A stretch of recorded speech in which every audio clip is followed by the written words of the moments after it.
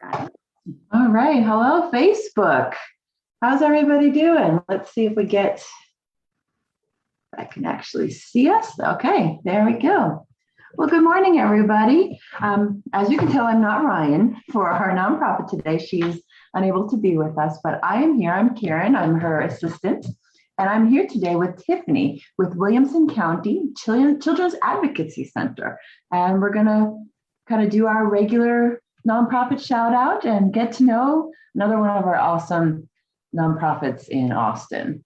So wonderful. Tiffany, let's talk about you and how you got to be with Williamson, and tell us about the Children's Advocacy Center. Yes, thank you so much, Karen. We are really excited to get to join everybody today. And I know it is the longest name of a nonprofit ever. But you have to get all the right things in there. It's a lot of things to pronounce to get in there. Yes. So we normally will, for sake of everybody saying our names, is going Wilco CAC.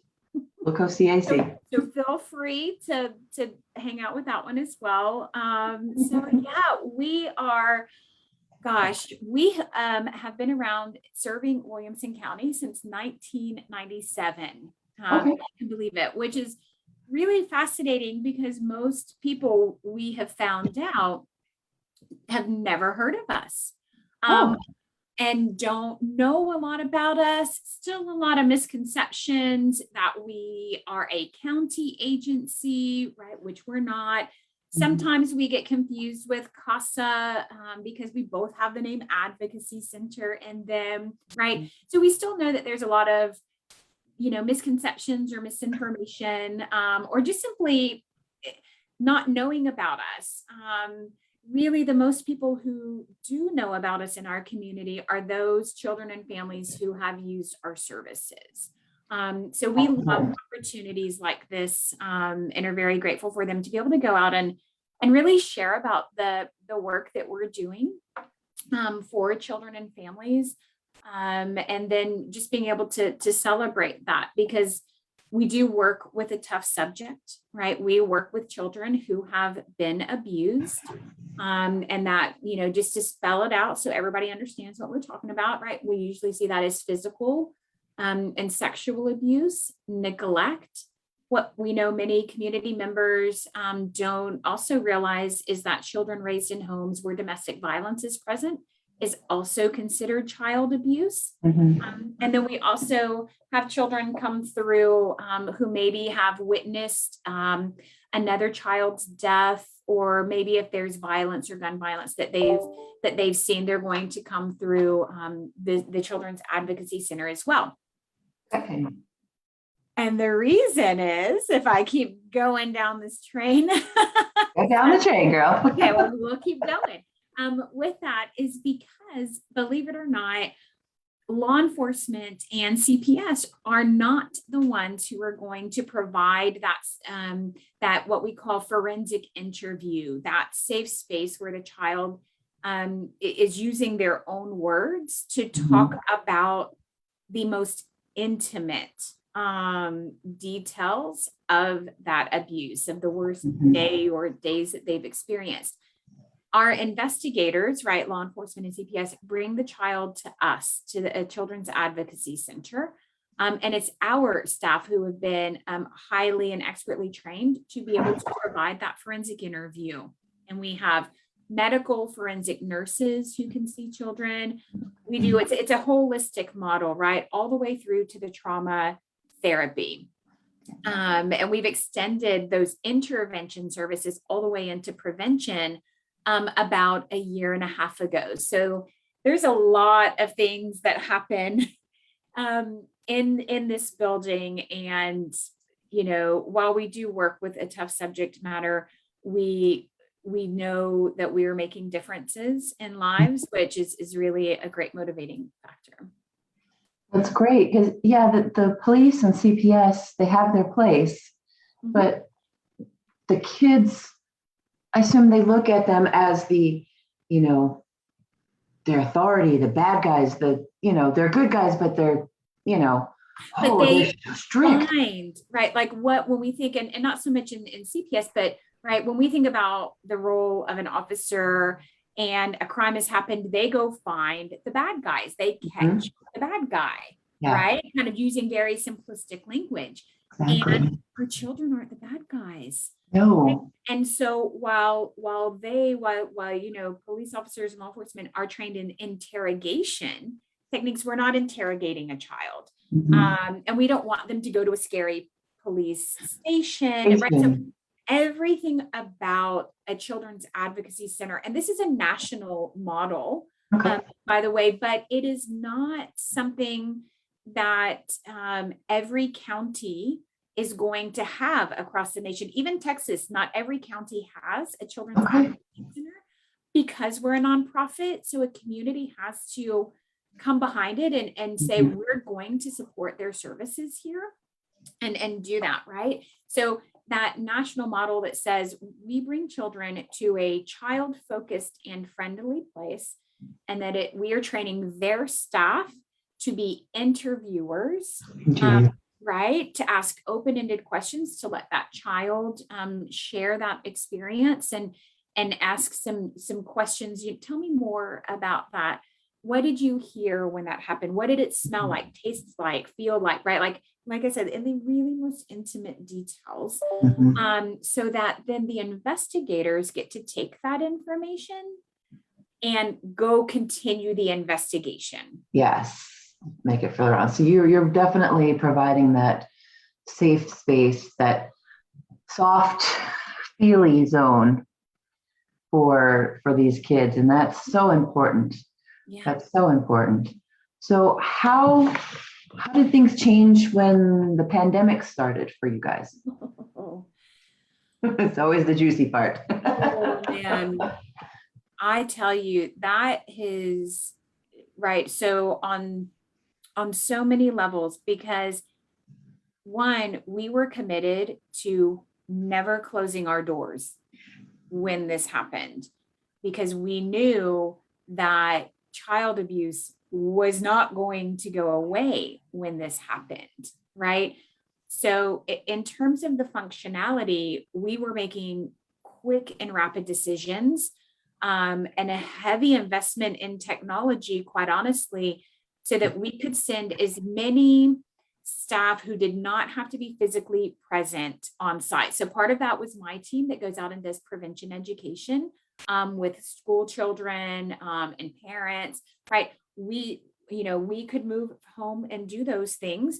All of our trauma therapists, again, highly trained in trauma modalities, we got them connected into being able to do telehealth. It was really our forensic interviewing and medical forensics program that really to see children. Mhm. Now, what we saw in Williamson County, there's about anywhere from 400 to 500 reports of abuse a month here in Williamson County. And that number dropped by 50%. Oh, Yes. And Williamson County was not unique to that. When we looked statewide and nationwide, that dropped. And I was going to say, anybody in Facebook land going to type in a guess? Want to have some active participation in guessing as to why that happened. And that's because teachers are our children's first responders to abuse, quite honestly, right? They are the number one reporters of abuse, and yeah. children weren't being seen. So not that abuse disappeared, it just became hidden, Hidden. right? Yeah. And I know that there's been a lot kind of in the news a lot lately about increased domestic violence Because of because yeah. of the stressors. Yeah. But the same thing plays out in child abuse. Oh yeah. Those stressors is being taken out on children, and because those children don't have an escape mechanism if that abuse is happening in the home. And so when you look at our data as to who is that alleged perpetrator, about 45% of the time it's a parent, right? We know that over 90% of the time it's going to be someone the child knows, loves, and trusts. So if it was happening in the home, they didn't have an escape to school, to after school activities, to church, right? Whatever that looked like.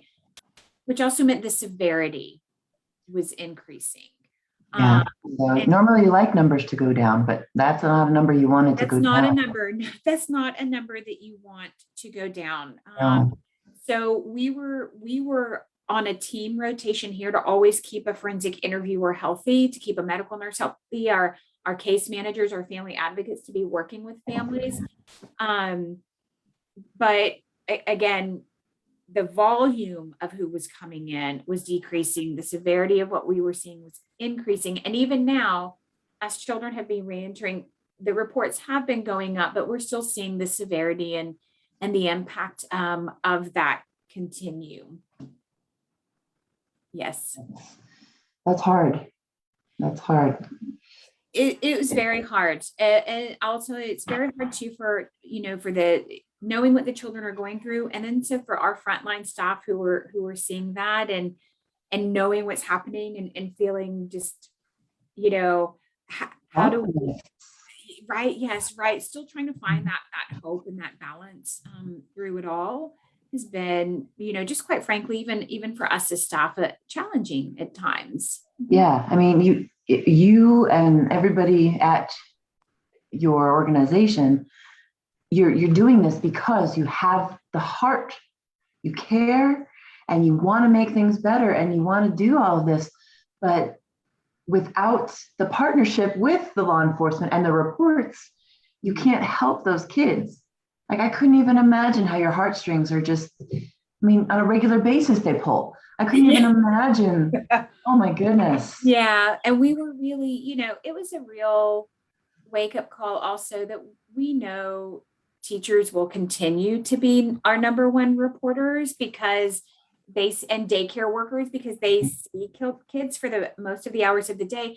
But it was a real wake-up call and trying to share that with the community that says, we can't just rely on teachers to do this. They're juggling a lot of things. And we as a community, as neighbors, right, in our faith communities, we need to become more knowledgeable. We need to understand the signs. We need to understand our obligations under the law, that we report suspicion, right? It was that was our message out to the community, trying to get more of the community to step up and help carry the load for the safety and well-being of our children. Yeah, and actually that brings me to something I also wanted to mention next. On your Facebook, you mentioned that August is is Bystander Month. Mm-hmm. Yeah. And so during this, that really is what you need. Yes, because only 1 in 10 children will ever verbally say the words that somebody's hurting them, right? Yeah. 1 in 10. The other 9 aren't going to say anything. And because they know, love, and trust their abuser, right? And because, here's the guessing game again, the average age of disclosure, the average age that somebody is ready to speak the words out loud that this happened to them. It's got to be early preteen, really higher. 52 years old. Oh my God. 52 years old is when the average age of when somebody's really ready to talk about admit that happened to them, right? And so that really is why bystanders, I talk to my own children about if a friend comes to them, right, and says that this is happening, they don't keep that to themselves. They tell a trusted adult, right? Kids being able to stand up when they see that something is hurting, right?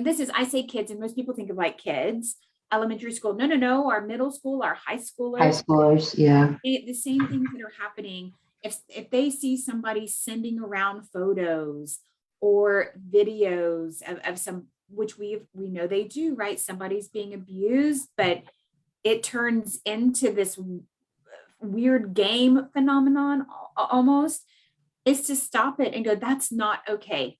That's not okay. Right. And that we as adults, as those trusted adults and bystanders, this is really to help those other 9 who won't ever disclose. Close. Yeah. Mhm. Yeah. That's crazy. Well, going back and thinking about it, it kind of makes sense because you're not ready to admit that somebody that you love did this to you. And then you're worried because you waited so long. Yeah. I mean, we see that with, Hollywood, right? Oh, yeah. It takes one person to step forward to make somebody else more comfortable Yes, in exactly. doing so. Yeah. And we, because our community does a lot of victim blaming, right? We can Yeah. really lay that out on the table, and that why did you wait so long, and not understanding the power that perpetrators have over, and especially when you look at it over children. We go out and when we talk to our teenagers and we ask them what would be the number one reason that you don't tell a trusted adult that something's happened to you. Mhm. What is that number one reason? What do we see at the top of, we do a posted activity. So when I'll say what we see in the most of the post, yes, we see the shame and the embarrassment and the retaliation, right? We see those things showing up on the post-its, but the number one thing written all over those post-its is that they won't be believed. And that hurts. Yeah. That our children know that perpetrator has groomed the community and the family so well that, and has so much power in there that the child would never tell because they wouldn't be believed. Be believed. Yeah. Yeah. That's tough. That's tough. So we want to get to ways how we can help you help them. Yes. What kind of events do you have? Fundraisers, donations, volunteers? All the things. I know, all the things. So here's something really phenomenal about the Wilco CAC. Everything that you've heard me talk about today, the education and training that we go out and provide, the medical forensic exams, right? The trauma counseling, the interviews, all of these things, the family advocacy and support, everything is free.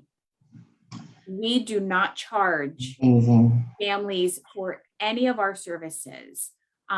We always look to go above and beyond the what we would say the bare minimum of services with programs and supports, right? We have a back to school bash happening this weekend for our families who need school supplies, but we turn it into an event, right? There's going to be motorcycles and fire trucks and the rock wall to climb and an obstacle course to ride. It is all about creating memories and laughter, right, within these families. Those positive memories. Exactly. Yeah. So because everything is free, we are always going to say, right, financial contributions really do matter. Some people will go, well, everybody says that they need cash. We're like, well, yes, because we need to provide all of these services for our families. We don't ever want to turn any family away when their child has been abused, right? The abuse has happened to the family, but the trauma has happened to the family unit.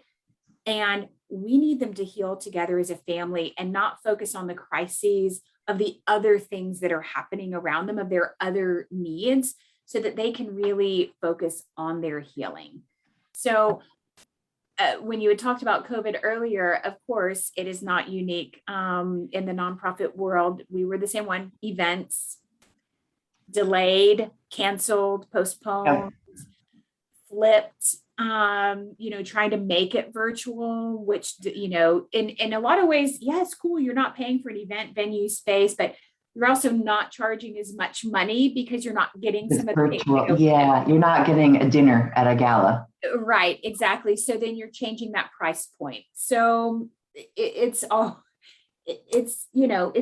turned the books upside down a little bit. And of course, the needs of our families, right? The resources that they need have put a more demand on our resources when our ability to find resources has been impacted. So it has been some interesting times in terms of needs. Oh, We yeah. do have 2 upcoming events though in September that, man, we felt really confident about getting them in September. And then of course now we have the variant and things are increasing, but we feel confident we're going to be able to go through with them. One, and especially one is geared more towards ladies, not that the guys can't attend, but it is designer purse bingo. Ooh. Oh yes. Our law enforcement, the investigators who investigate crimes against children are our handbag models. And we have a Ted Baker, a Tory Burch, right? Kate Spade. So they model the purses down the runway while everybody plays bingo. So there's 20 purses, there's 20 games of bingo. So with each game of bingo, if you win the bingo, you win a designer handbag. Oh, wonderful. I'm just typing a little bit in our Facebook here. Yes, it is. So, and we've been teasing out with some photos of the bags and our law enforcement modeling them. So it is going to be a good night. We have most all of the police chiefs. There's a couple who can't make it on the date, but that are going to be there on the evening as well. It is going to be, it's our first one to be able to do live because we had to flip it virtual last year. Yes. But it was a good time. And so that is September 9th. September 9th. Okay. Is that on your website as well? We do. So on our website is hocac.org. Oh, Hopes and Heroes Handbags and Designer Purse Bingo. Okay. Yes. I was going to say, if you backslash and do like a purse-bingo, then you're going to see it. Our second event is also going to be at High Point Estate, and is our Justice for Children clays shoot. So yes, the women are going to be out there shooting, but again, kind of geared a little bit more towards the guys. So it is a clays shoot September 16th. So the purse bingo's in the evening, the clays shoot is in the morning. Excuse me, sorry. It's okay, I know. And so it is a good time out there, being able to be outdoors, serve a lunch. The DA comes by and says a few words. So it is also two really great, very different events. Yes. Oh, how creative. Yes. Yes. So, and it's important to be creative for volunteers, whether that's event volunteers. We are just and at the end of September, we're going to start welcoming volunteers back into the building. Great. So, and we know, and again, my information is out there to say, if your company wants to volunteer, but maybe stay on the company's site, we have a lot of offsite projects. Okay. So pretty much any way that people want to get plugged in, we have opportunities. Wonderful. We're just so excited that you're able to do this again in person. There's always, everyone's crossing their fingers. I am too for, my own things, but, we've been doing nonprofit shout outs for over a year, essentially every week. And that's just the biggest thing, is that they need these events. Yeah. So in addition to being able to get into the home or, do your services, they still need those fundraisers. Yeah. And some of them luckily have been they've raised more funds than they ever had during these virtual events, because people are watching from Chicago, New York, they're all over the place. Yeah. But then others, it's so hard. It's hard to know which way it's going to go. So it is. And having the manpower to do it. We are a lean and mean team, especially here in our department that does the education and the fundraising and the marketing. We call ourselves small but mighty. Small but mighty, yes. Right. But that's, we understand, but truly we love to reiterate the fact that because everything is free, right? Really those dollars matter and go where they need to go to. You don't need Like we interviewed Austin Diaper Bank. Mm. They need diapers. They need physical things Yes. that people can buy and bring in, or, if they, other places will take used baby clothing, Just for Success, there's all these other organizations that use things. And your things are here and here. Yeah. And, the education and that's for you especially is so important. Those financial and the volunteers. Absolutely. And we really, we take great pride in being great community partners and celebrating it. We've got our community partner page on our website. We are very active on social media, and being able to celebrate the Scout troops, the NHS, the corporates, right? Whoever that is, getting involved with us. And what we also want to remind people is that as much as we ask, right, as a nonprofit in need, what's really unique about us is that we get to go back out and give through our education team. Is being able to go out to your church, to your mom's group, to your brown bag lunch and learn at the office, and help share, how do you talk to your children about body safety or internet safety? We take the expertise from our work here and turn around and give back to the community. So, we have a unique position where we get to give back to keep kids safe just as much as we ask the community to support us as well. Yeah, it's a very cyclical relationship, more apparent than a lot of them, Yeah. Right. Wonderful. Oh, so glad to hear that you're able to do those events again. Well, and as we wrap up here, do you have something just in your time there that's a memorable moment, a memorable event that you'd like to share? I do. Actually, I just got a little bit of chills thinking about it, because we know we talk, we work, like I said, with a tough subject, a subject that is stigmatized, a subject that is hard to talk about at the dinner table, right? That is hard to talk about when it's happened to you in your own community because of the potential backlash. It's a very vulnerable position to be in. And so we know that we ask a lot from our community when we ask them to give, because we don't get to share a lot because of confidentiality, because we're working with children. Like, we don't get to share back all the time the things that we get to see happen here. And one of those memorable moments really revolves around that, is that I had the opportunity to speak with a family after they had left our services. And she had talked about, coming in and you're in crisis moment, right? You were in the tornado, in the heart of that. And she sat in a room, and we have some of the donors' names on the walls or places that have donated, right? And recognition. And she said she sat there, and when she looked at the wall, she recognized the names. She knew the people that years before her had donated money, right, to help do things in our space for families that were coming in. And they didn't know that she was sitting in that room at that moment. They could have never known that one of their friends were going to walk through that door. Oh. And that was just really right. It is so prevalent in our community, unfortunately.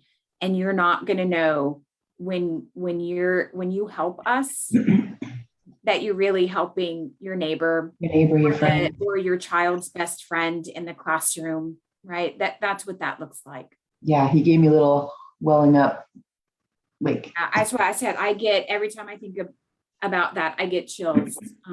That's how impactful that is. Yeah, thanks for sharing that, because we don't always think of it that way. Mm-hmm. I think that's a perfect story to tell to people when you're talking about, what you do, because you're right, you can't talk to anybody about specifics, and